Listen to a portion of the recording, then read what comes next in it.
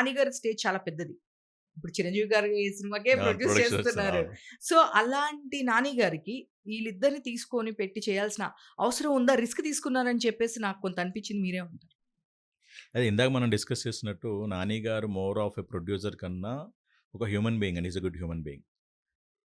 ఆయనకేంటంటే మనకు తెలుసు ఆయన ఆయన ఇండస్ట్రీలో ఆయన ఎక్కడి నుంచి స్టార్ట్ అయ్యారు ఏంటి అనేది. సో, సినిమా కష్టాలు తెలుసు.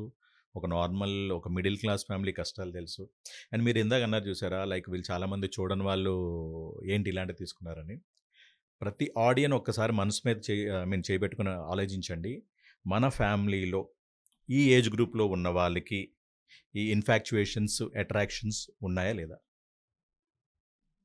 ఇన్ ఎనీ ఫ్యామిలీ ఇప్పుడున్న జనరేషన్‌లో, ఇప్పుడున్న వాటెవర్ సోషల్ మీడియా యాక్సెస్‌లో ఉన్న ఈ ఈ కరెంట్ ట్రెండ్‌లో ఎవరైనా గట్స్ ఉన్నోళ్ళు చెప్పగలరా? మా ఇంట్లో గాని, మా సరౌండింగ్ రిలేషన్స్‌లో గాని, ఈ కైండ్ ఆఫ్ ఇన్‌ఫాక్చుయేషన్స్ గాని, ఈ అట్రాక్షన్స్ గాని లేవు అని ఎవరైనా చెప్పగలరా?